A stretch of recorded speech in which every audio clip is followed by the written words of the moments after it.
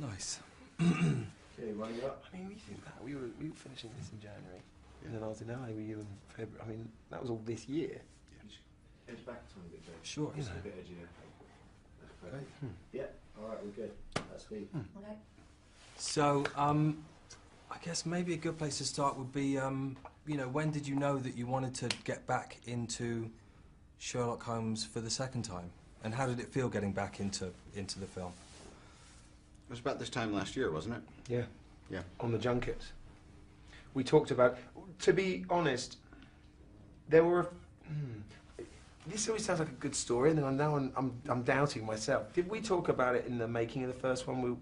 Weren't there ideas we came up with where we thought, no, that won't work, but let's put it on a back burner? Yeah. I think that happened. Yeah. And then on the junket, when people were responding to the first one, and we thought there was a possibility that we'd be asked to do another, we really started talking seriously about ideas, and a lot of those ideas that came up when we were in Spain in particular. I remember a really great night in Spain where we talked a lot and quite animatedly and specifically. A lot of those ideas landed in this film. Yeah. We talked about a train. We talked about the two of us being in really, really bad shape. So you come into the second Sherlock not knowing how we got in such a state and how are we possibly going to make it further forward heading to Switzerland, which the book's informed. But I guess the main thing is, and I think what we've learned and what we've been talking about this time around is, you know, the reason it's so easy for sequels to fall short is somebody or a small group of people pre-package what they think the next installment should be. And often impulses or instincts that the actors might have, or a creative producer or the director or anybody might throw into the mix kind of get, that's okay, we got this. Whereas I think what the audience is really recognizing here is this really was this kind of multi-dimensional unfolding kind of attempt to try to do what's hard to do, which is make a good follow-up to, you know, a movie. And can you give us a little breakdown of how the sort of trials and tribulations of Watson and Sherlock develop in this Well, it piece? starts pretty much straight after the first, His by fault. maybe a couple of weeks. He thinks he's going to get married? So my marriage is impending. If not, in fact, it's the morning of. No, there's a little precursor, but then there's then On you're- the eve. the eve of the morning of his stag night, and yet at the same time, as with the first one, Moriarty has become the key focal point, if you like, to the greater picture of Holmes's investigations into certain crimes around the world. Hang on, I can't remember the question. Well, Holmes kind of can't see the forest for the trees. He's essentially forested Baker Street, which doesn't seem to surprise Watson, so he must know that he's gone a little bit bats. But then Yeah. the thing is, you know, does he think that Holmes is on some paranoid conspiracy? No, but is it the absolutely worst timing for Holmes to say he's on the brink, which usually means, come on, let's go do this? Yeah. It's not going to be possible.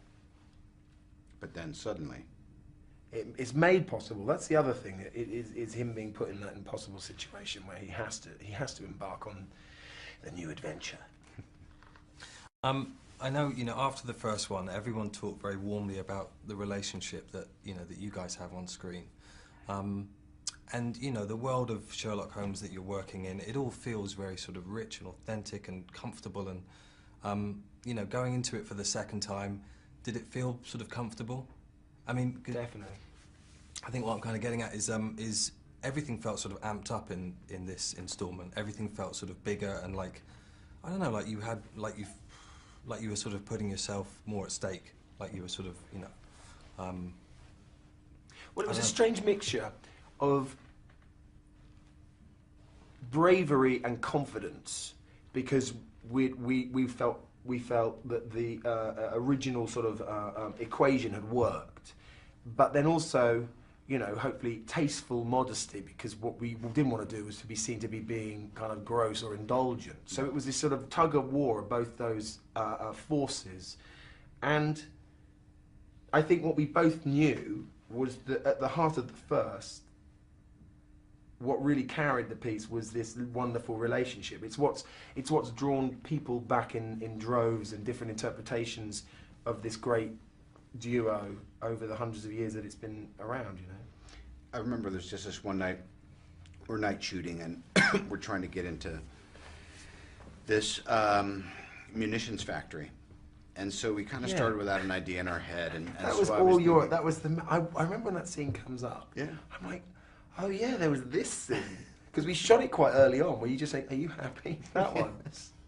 Because it's a very British thing. You ask someone like the guy who handles the guns, the prop guy says he'll cock it for you and tell you there's 3 blanks, and they go, "You happy?" And it's like, I don't know. Am I happy? I'm about to. I don't know. What if it backfires? I don't think I'm happy.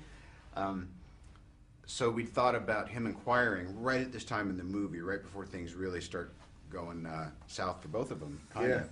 Yeah, Are it you is. happy? Are you happy as you would be on your honeymoon with Mary? And he says, I'm not going to grace that with the answer. Where we really wound up was something right out of the books, which is a note he leaves for Watson that says, If come if I can't remember now. If convenient. If convenient, please come. If inconvenient, come all the same. Yes. And that is straight out of the book. Yeah. Yeah. And it's so odd that right before we're going into this kind of dark spot in the film that there's this chuckle, and that's Doyle, Yeah. you know, well over 100 years later, still being able to evoke this kind of, you know, wit. And also sort of carry us, help us at times. Yeah. You know, it's a really great creative environment to work in. And if one of you's feeling under par, or you're just out of ideas, or the other one's firing, everyone's happy to step back and let you fire. And it's a very comfortable environment. And yet, when we're all short, we've got this tome of work. We've got this guy who created these characters in this amazing world, and you can just flick through those, and there's always something in there that'll help us. A line, a suggestion, a twist. Yeah, great resource. Yeah. Perfect. Can you introduce the new characters that we meet in Game of Shadows by way of Mr. Fry and Mr. Harris, and how you felt Do you wanna about the talk work about that Jared? they were able to sort of, you know, to do with their characters? Moriarty was probably the one that we were first had to all discuss, right? Yeah. Because we knew he was going to have to be in there somewhere. Yeah, we daydreamed about having this super formidable opponent that would take Watson and Holmes to the brink of their combined abilities. And you know, a lot of big names were discussed, and Jared was in the mix, and then all of a sudden, when it fell his way, is really probably the most important integer in the whole film. And then, objectively, I bet you could speak a little more about Mr. Fry. Yeah, well, it was interesting because again, going forward and wanting this piece to be